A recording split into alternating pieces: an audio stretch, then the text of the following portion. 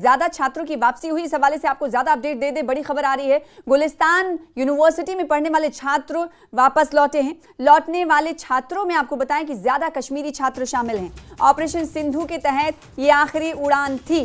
जी हां, इस वक्त की बेहद अहम खबर, बड़ी खबर आपको बता रहे हैं। ईरान में फंसे ज्यादातर छात्र सुरक्षित लौट चुके हैं। वतन वापसी उनकी हो चुकी, क्योंकि ऑपरेशन सिंधु लगातार जारी था और ऑपरेशन सिंधु के तहत ये आखिरी उड़ान थी।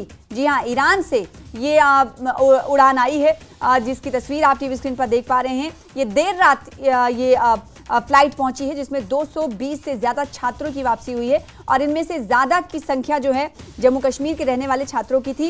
ये तमाम गुलिस्तान यूनिवर्सिटी में, विश्वविद्यालय में पढ़ते थे। जी हाँ, ईरान में ये पढ़ाई करते थे गुलिस्तान यूनिवर्सिटी में और इन्हें वापस लाया गया है ऑपरेशन सिंधु के तहत। और यहाँ पर यह भी बताना बहुत ज़रूरी है कि ये जो ऑपरेशन सिंधु जारी था, इसकी आखिरी उड़ान थी, जिसके तहत 220 से ज़्यादा छात्रों की वतन वापसी हुई है। तो बड़ी खबर इस वक्त की आपको दे रहे हैं। ऑपरेशन सिंधु के तहत ना सिर्फ ईरान बल्कि इसराइल और इसके अलावा जॉर्डन के रास्ते कई भारतीयों की वापसी हुई है। सैकड़ों भारतीयों की वापसी हो चुकी है और ऑपरेशन सिंधु के तहत ये आखिरी उड़ान थी, जिसके तहत 220 से ज्यादा छात्रों की वतन वापसी हुई है। स्वदेश वो लौटे हैं। ये तमाम छात्र गुलिस्तान यूनिवर्सिटी में ईरान में पढ़ाई करते थे और इनमें जो ज्यादा संख्या है छात्रों की, वो कश्मीर के रहने वाले छात्रों की है।